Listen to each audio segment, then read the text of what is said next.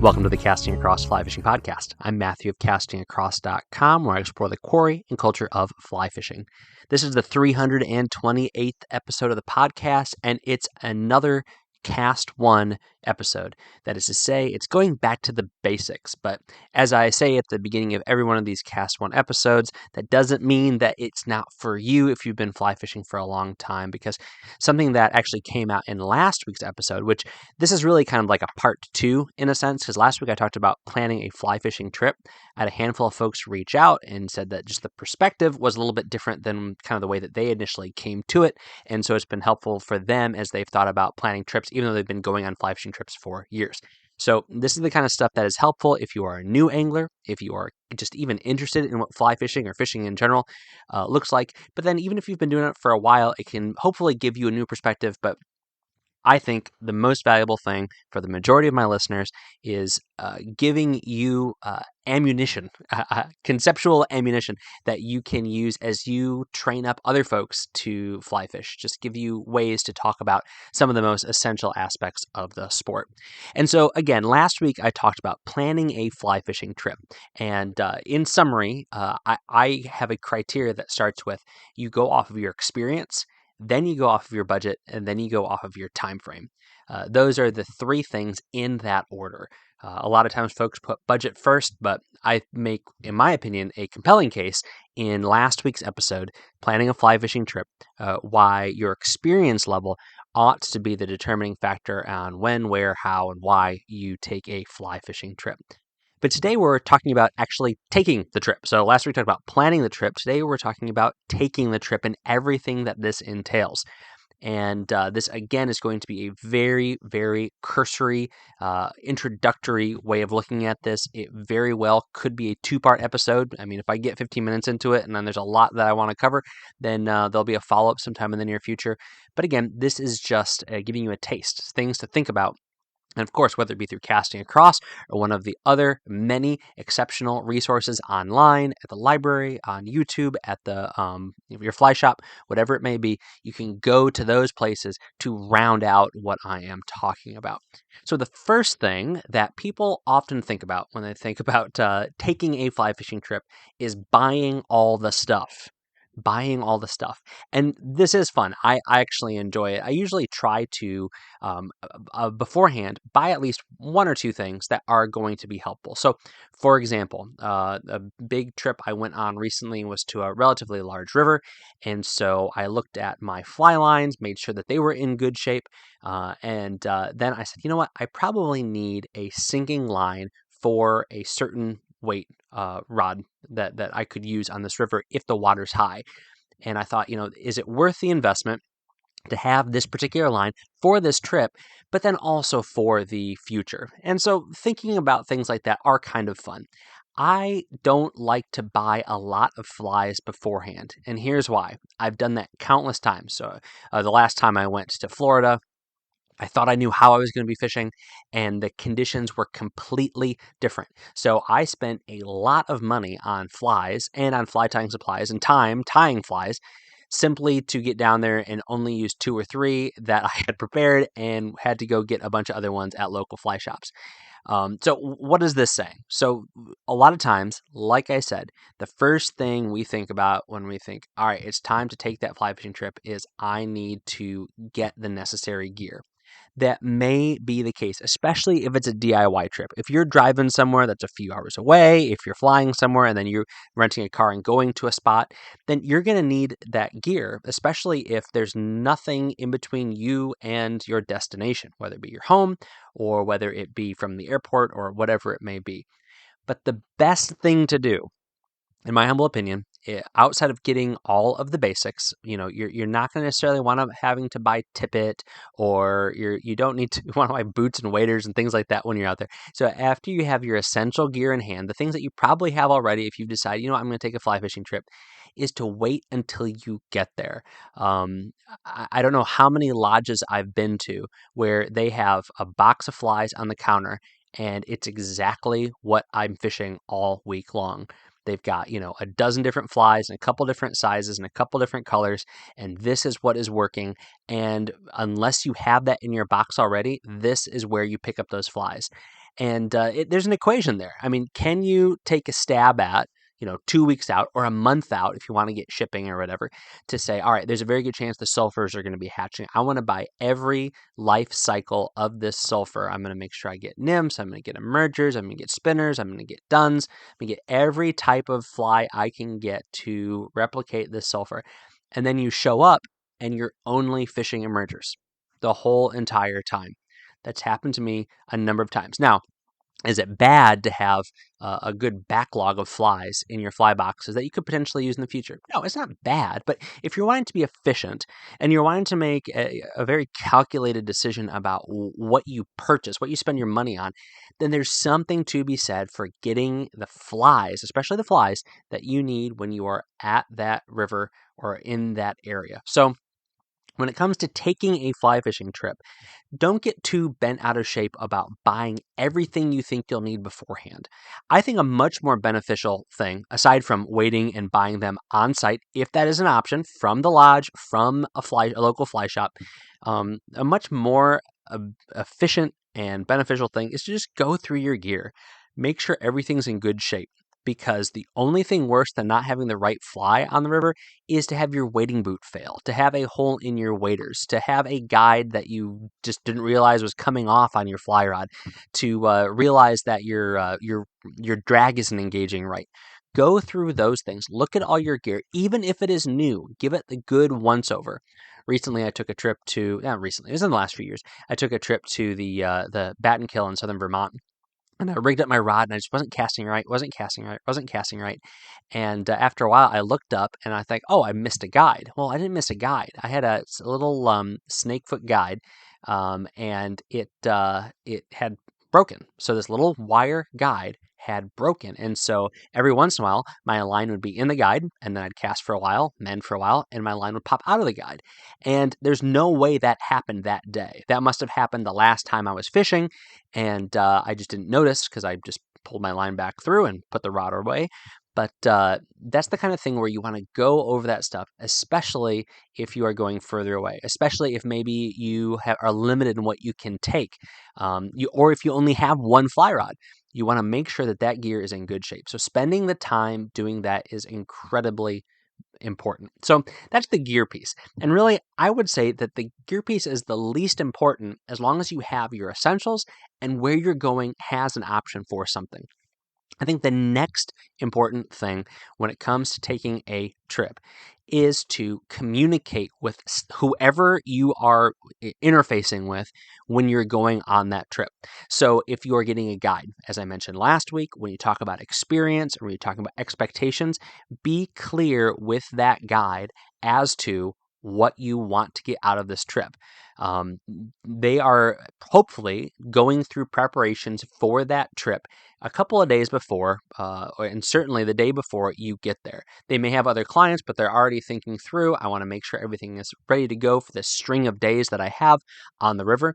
And to be able to communicate what you are looking for in that trip is helpful to them. Again, they're probably not going to cater to your every woman fancy. And if they really are far away from you on that expectation, then hopefully they'll steer you in a different direction. But to be able to have that consistent communication with that guide or even with that lodge is really helpful for a few reasons. It helps them prepare. Again, they're not going to be able to do anything and everything for you, but it helps them prepare and anticipate. And a lot of these folks who are in this hospitality industry, for lack of a better term, they are really out to be helpful. I know so many guides and so many lodges and so many outfitters where they really do want you to have a good experience. The cynics are going to say they're all in it just to make money. Well, the reality is if they're in it to make money, they wouldn't be in fly fishing. They would open up something on a beach somewhere where all that people did was come and get inebriated and spend more money. Although that probably happens in fly fishing lodges, or certainly happens in fly fishing lodges, they're not doing it to get rich. They're doing it because they want to be a part of this. So they want to keep themselves in business and they want you to have a good experience. So communicate with them. They can prepare on their end, but then they can also help you prepare on your end. So this circles back to the first thing. It may be, hey, it's being really, really cold at night, so make sure you bring this, that, or the other. this hatch has started. It always goes for multiple weeks. We have some of this pattern here at the lodge. I can give you some of these things, but you're going to want to get this and this and this and bring it with you. They are going to give you those options. The same thing is true with a guide. So one of the things that I always recommend if you're taking a trip, going somewhere new, if you can afford it, if you want to get a guide for half a day on the front end of your trip, it kind of helps you get your frame of reference, get your mind around what it looks like when you get out on the water for yourself. It's an incredibly beneficial and worthwhile expenditure if you do have the resources. And so to be able to talk to them and say, hey, we're going out on Monday morning, but I'm going to be fishing the rest of Monday, and I'm going to fish Tuesday and Wednesday. What are some of the things that I need to bring? Because there's a good chance your guide is going to provide you with everything that you need when you're on the boat with him or waiting with him or her. But you want to know, hey, is there anything that I should have after our trip, and get that information. So that is a experience related kind of idea, this conversation, but it does trickle down into the tangible things. So a couple other things when it comes to preparing to take a fly fishing trip. One, stay healthy. It might sound silly. It might sound just completely, like counterintuitive to, I just want to walk in the river and cast. But if you know you have a big trip coming up in a couple of months, whether you are a brand new angler or you've been fishing for a long time, there is a very good chance that the physical exertion of taking a fly fishing trip is either significantly more than your normal exercise routine, or it's very different than your normal exercise routine. So I'll give you a great example outside of fly fishing and then one within fly fishing. So I ski in the winter. I don't really ski in the summer that much. I don't know why. But I ski in the winter, and the muscles are totally different. So I run between 5 and 6 times a week at moderate distances, and so I feel like I'm in pretty decent shape. Well, skiing uses totally different muscles. Anytime you switch up your routine, either going from nothing to something, going from something to more, or from doing something to doing something different, your body is going to notice that, and that is exacerbated as we get older. But this was also something that I'm reminded of early season when I get out on the salt and I'm doing big double hauls out into the surf, and how it is such a different motion than anything else. Even after I go for a whole season, take a handful of months off, then get back out there, the same thing happens. The same thing happens for me too when I'm fishing out of a boat or out of a canoe or a kayak. So I can cast, I feel like under most circumstances, I can cast like my 6-weight, 7-weight for bass and other warm water fish. No problem if I'm waiting. But as soon as I get into a canoe or a kayak, then I notice that the wear on my shoulder and my core is totally different because I'm not able to engage my lower body like I do when I am standing up. And so all of that to say, exercise is worth thinking about. Stretching is worth thinking about. And I mean, I don't want to put a number on the age where this should start, but let's just say, as you're nearing 30, this is probably a good idea. And here's why. I know guys, and I'm sure I've been there to one degree or another, but I'm probably stubborn enough and thrifty enough that I pushed through, where they've paid a lot of money for a guide or for a lodge or for an experience.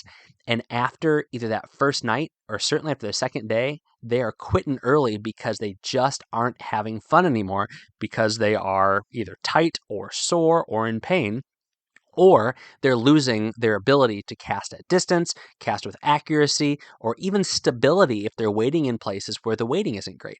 So if you know you have a trip coming up in a couple of months, I'm not saying go and join the gym, but what I am saying is make sure you're doing some things to kind of prepare your body. That's a great thing to do when you are anticipating taking a trip.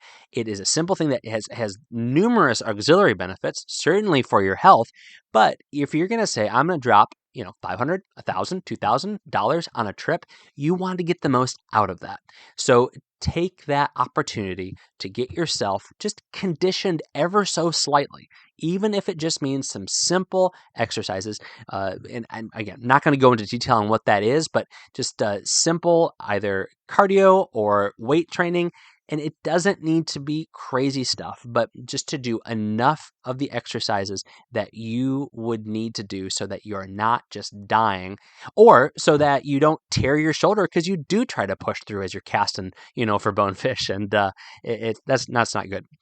But similar to that, something that I've not done that I should have done, and hopefully I've gotten better at it as I've gotten older, is as I have that conversation with the guide, have that conversation with the lodge, one of the things I say is, what kind of skills should I be focusing on as I anticipate this trip?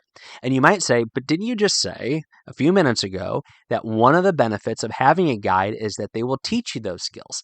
Well, that's true. And that's, an invaluable aspect of paying someone to take you fishing. But there's also things that you can work on at home. So I know one of the things that a lot of saltwater guides are frustrated about with trout anglers is a trout angler's ability to cast at distance, but maybe not cast at distance with accuracy or being able to roll a fly over well. So, say you're a new angler, you have a little bit of an athletic bent, or you just have good hand-eye coordination. It's pretty easy with a little bit of practice to get out there and make those 30 and 40-foot casts with a 5 weight. It's just a relatively easy thing to kind of get into a good groove of doing. But it's not the same as making a 70-foot cast with a 9 weight and putting that fly within that hula hoop, which is maybe necessary. And a lot of folks, this is what they do: is they go on, they get to where they're fishing for trout. They have some resources. So they go on a couple of trout trips. You're throwing a streamer on a drift boat. You're throwing a dry fly, and it's got to be just within a lane upstream of where that fish is feeding. But then they say, but when I think about fly fishing trips, I think about permit. I think about bonefish. I think about tarpon. And so it's easy enough to book one of these trips and go down there and really struggle with putting your fly where you need to put it. Of course, there's outliers. You're going to catch fish just by getting your fly in the water.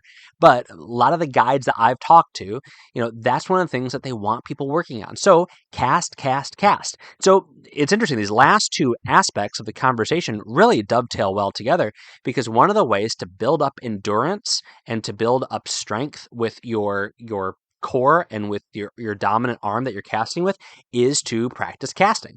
And you're not going to be pushed harder if, say, you go out and cast for 15 minutes, half an hour a day for the month leading up to your trip. You're going to go a lot longer on that day, but you're not going to go necessarily harder on that day when you're fishing. You're making those same casts, and your body is not going to be completely surprised. You're not going to tear your rotator cuff because you're casting an 8-weight for the first time. Now, if you don't have that equipment, that's going to have to be something they have to figure out, and just use what you have. Use that 5-weight, use that 6-weight, but just get working on casting at distance and with accuracy. And again, that has as a benefit unto itself. You're never going to be disappointed because you spent time practicing. You get down there and they say, you know what, all the fish are coming in to like 40 feet. Fantastic. Don't feel like you wasted your time. If you can cast at accuracy at 70 feet, you can absolutely cast at accuracy at 40 feet. So that's something else to contemplate as you are taking this trip. So first thing that we went over is gear. Don't get too obsessive about making sure you get everything and anything you need. Of course, with the exception of if you are, leaving your house and going straight into the woods, you want to make sure you have everything you need. Secondly, communicate. Talk to your guide, talk to your lodge, talk to your outfitter, see what you need to do beforehand and what things, they're going to take care of. And also so that your expectations and their expectations are relatively close to one another. And thirdly, physically get ready at whatever degree this looks like for you. Then get ready. I mean, I know folks that they will, take up hiking. They don't hike. I mean, they might hike intermittently, but they will go into the woods and they will work on hiking if they're going to be in the backwoods for 3 or 4 days. It is a different muscle set and a different skill set, and it's worth doing. So This, I guess, here we are at the 19-minute mark. This is really a part A of what will be a larger conversation. So if last week's Cast 1 was planning a fly fishing trip, today is taking the fly fishing trip, or maybe even just preparing for your fly fishing trip would probably be a better title for it. So whatever I said at the beginning, it's preparing for a fly fishing trip. And then next week, or their next episode in this installment, will be actually taking that fly fishing trip. Is there something else that I missed out on? Here's a great one. As you are planning for and preparing for, read a book. Read a book. There's so much benefit to this, and of course you know that with fly fishing and casting across. I talk about books all the time. Find a book on that area and read it. It will give you just, again, that general frame of reference on where to fish, how to fish, what to fish, etc. But beyond that, I think one of the cool things is it gives you a sense of place. Get local history. You just get an idea of maybe what is around there from a environmental or historical or cultural perspective. It's worth reading a book and getting that broader perspective. So that's the one thing I didn't want to miss. We're talking about preparing for a fly fishing trip. But yes, do you have something else that I missed? It may have been in the last episode, and it may find its way into the next one on actually taking the fly fishing trip. But again, there's so much information here. We could keep on going, but I like to keep it around 20 minutes. So this is where we're going to stop. But reach out with any questions, any comments, any accusations, Matthew at castingacross.com. In 2 episodes, we're going to have another one of those listener and reader feedback podcasts. I've got some just excellent emails and comments I get to interact with, but of course, I'm happy to hear yours as well. This week on Casting Across, the first article that came out was called Video, the Authority on Pennsylvania Limestone Streams. So another edition of the Casting Across book review video series, and this one is on Guide to Pennsylvania Limestone Streams by Joseph Armstrong, the Joseph Armstrong. It's a great little book, and it is niche. It is just so thick with information. But if you fish in and around Pennsylvania, this is a book that I would say is worth picking up for a number of reasons, of which I talk about in that video. Wednesday's article is actually kind of a cart before the horse, or horse long after the cart's been rolling. I don't know how you say it, but it's called Fly Fishing Book Review Videos. And it effectively sets up why I'm doing this series, some of the things that you can expect, and some of the things that I'm looking to do with this video series. So you can check that out, and it also has a link to the entire YouTube video playlist for the fly fishing book review videos. This week's recommendation on the podcast is a collaboration between 2 companies that I really enjoy, and it is the Loon and Vitavu Magnum Tying Tool Wallet. The Loon and Vitavu Magnum Tying Tool Wallet. So Loon, you probably know from their sustainable and eco-friendly floatants and things like that, but then also all of their tying tools. The bright yellow, it's easy to see, and you're not going to miss it. And then Vitavu, you probably know because they are a made-in-America pack and bag company, but they also make all sorts of small items. And the tool wallet is a great little product, and here's why. So what it does is it holds all of your fly tying tools and kind of folds up. So this is beneficial if you don't have a permanent fly tying place in your home and you want to store your tools safely in an organized manner. And it is also beneficial if you like to tie on the go. If you go to fly tying events or things at your fly shop or whatever, it's good for this also. Keeps everything organized and contained. This is better than, hear me out, putting them in a plastic tub. Why is that? If you are spending any amount of money on a pair of fly tying scissors or a bobbin, right? So these 2 pieces of equipment, we could talk about lots of other ones, but if you have a nice pair of fly tying scissors, you don't want the end of them bumping into other things that are hard or that could scratch them or that could nick them. You want that precision. The same thing is true of a bobbin. You want the business end of that bobbin, I'm sure there's a much better term for it, to not get scratched or get burrs in it, because that will, when your thread is at tension, that will cause it to snap. So say you're spending, just on a normal pair of scissors and a normal bobbin, you're probably at $30 combined, right?